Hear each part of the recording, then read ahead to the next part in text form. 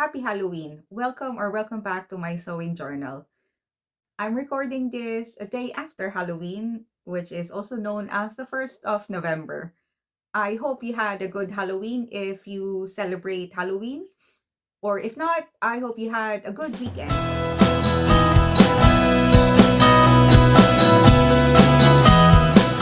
Did you attend any Halloween parties? I didn't, but I was thinking about Halloween costumes. For the longest time, I wanted to be Wednesday Adams for a Halloween party. However, since the first season up to now, I have not gotten around to actually making my own Wednesday Adams costume. I sort of did one year, but it wasn't a full Wednesday costume. All I did was to make big white collars and attach it to a black dress I already own. I sort of said that I'll definitely make a Wednesday dress the following year, and that never happened. The costumes that I wanted to recreate are not easy sews. Wednesday's costume in the series are actually quite well made. I wanted to recreate one of those costumes, but at the same time, I want them to be wearable outside of Halloween season or Halloween parties. So it has to be a nice dress, therefore won't be a quick sew. I was thinking about it again this year since the second series came out, but did not get round to it. I've saved these designs on my phone for the last 2 years, and hopefully it will be of some use to you.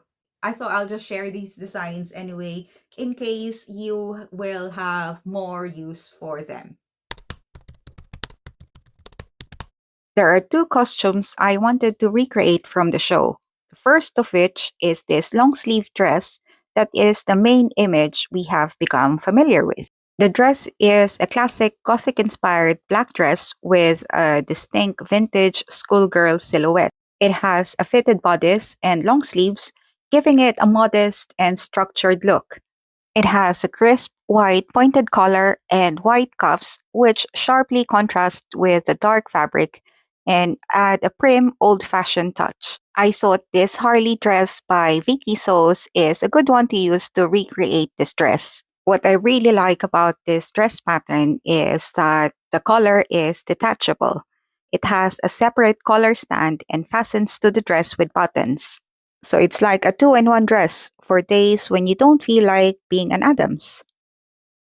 Another dress pattern that I thought would work is the M8239 pattern from McCall's. This dress pattern has an invisible zipper on the side instead of buttons at the front. However, if you use the right colors of fabric, I think you can still achieve the look of the Gothic Wednesday dress. I thought I'll add this Vogue pattern in the mix. It's not exactly the same as the Wednesday dress, but if you make this dress in purely black and white and pair it with chunky shoes, I think it will fit Wednesday's wardrobe. Now, this second dress is the one I had fantasized about. Although I'm 3 decades older than Wednesday, I can see myself wearing this dress. I like that it's both gothic and whimsical. I was lucky enough to see the real thing at the Tim Burton Exhibition in London earlier this year. In the show, Wednesday found her dress in a thrift shop. In actuality, the costume designer Colleen Atwood adapted an Alaya dress she saw in the brand's shop on Bond Street. To accommodate the scenes with Wednesday running through the woods, they manufactured around 5 versions. I can imagine that to be a labor intensive process, especially because the material is a super fine organza. Now, if you want to make your own version, I don't think you could find a better pattern than this one from Mood. It isn't a project that can be completed in a single day. This is classified as an advanced pattern because it contains yokes, plackets, collar stand, buttons, and a lot of ruffles. I haven't used a mood pattern before, but I think this one is a good one to try. It's helpful that the instructions come with pictures. Another good thing about this pattern is that it's free to download. If you would prefer to pay for a pattern, I found a very similar one on Etsy. This one has good reviews, so it might be worth trying. As I was thinking about Wednesday, the Adams Family, and the amazing costumes that they have on that show, I remembered I haven't shared with you the Tim Burton exhibit I went to in London. The Tim Burton exhibit ran for, I think, 6 months at the Design Museum in London. It's one of my favorite museums in London. I like the architecture itself and I like the sort of exhibits that they have. That's the same museum where they had the Barbie exhibition. That was another fun one to see. If you want to see that exhibit, I've made a separate video for that. If you want to see the Barbie exhibition, it's this video. For now, here are some videos I took at the Tim Burton exhibition in April.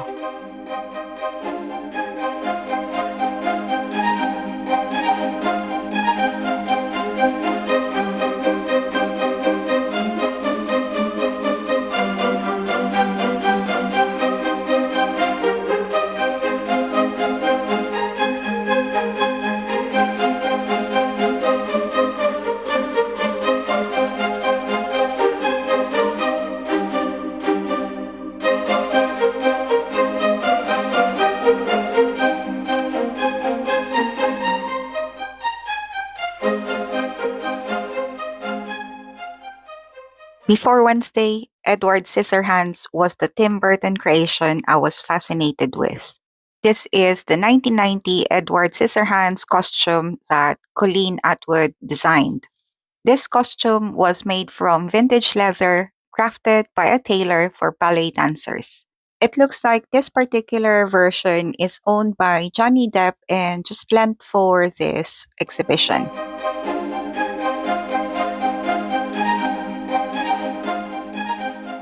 This is another Colin Atwood collaboration with Tim Burton, and this one is for Alice in Wonderland. This dress is made from semi sheer Hopkins silk, stripe print, ribbon, tulle foundation, and cord belts.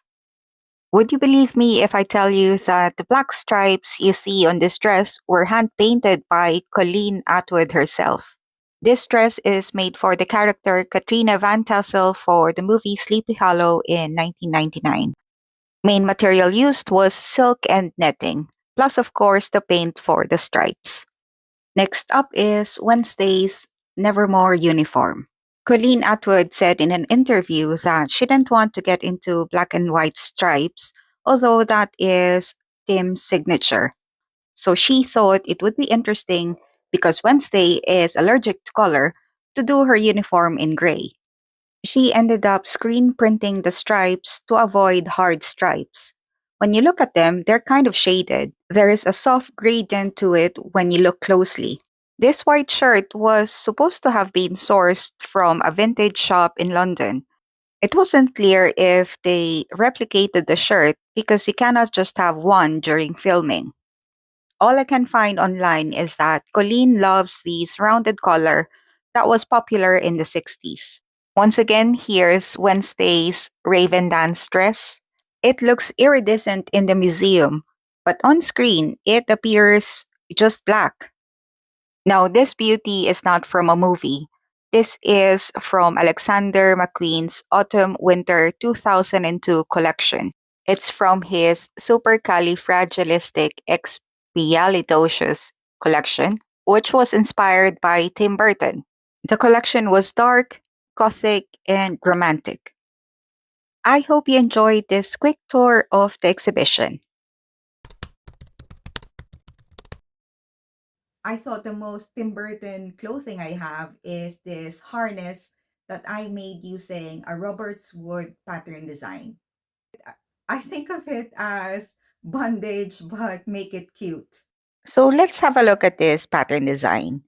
Roberts Wood is a design studio that focuses on innovative approach to textiles and construction. It was founded by Katie Roberts Wood following her graduation from the Royal College of Art. She has some interesting patterns for dresses, trousers, and tops. But I thought I'd try this harness pattern first as it was the first thing that caught my attention.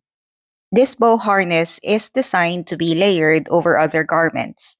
It is perfect for adding statement details to dresses and shirts, or for adding shaping and volume control to more oversized looks. The two samples on the website are made from plain linen.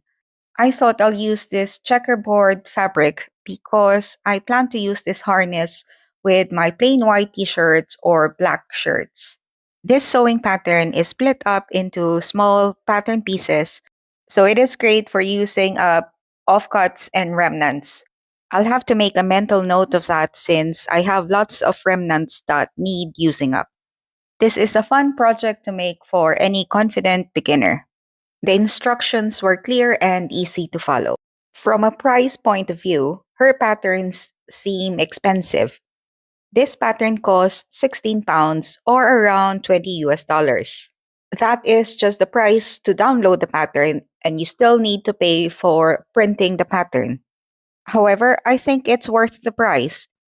The design is unique. I like how the pattern pieces came together. It's like a well thought out puzzle. The same can be said for her other patterns. For example, this drafter's grid dress. This pattern costs £34, but you can use it to make a variety of dresses. It's cleverly designed so that you can create a grid dress, a striped dress, or a dress with a gradient. She also has this patchwork flower dress, which has a slightly boxy shape, a relaxed fit, and a voluminous skirt. The simple design is offset by the exaggerated, raw edge 3D floral patchwork. I'm not sure whether to buy this flower patchwork dress pattern or this flower bag pattern next. I think this giant flower bag is so me. Anyway, if you're looking for an interesting sewing project, I'd recommend this pattern designer. So, going back to this bow harness, I enjoyed sewing it, and I love this unique addition to my wardrobe. The first time I wore it was to watch Pink in concert. I thought it was quite fitting to wear a harness while watching Pink's acrobatic performance. I'd love to hear from you if you know of any other designers who create unique patterns. It's good to mix things up a bit, not just in terms of sewing, but also when it comes to dressing up. Oh, I almost forgot to mention that this harness pattern is on sale at the moment. Now's the best time to get it. So that's it for me this week. I hope you enjoyed today's journal entry, and I hope to see you next time. In the meantime, happy sewing. Bye.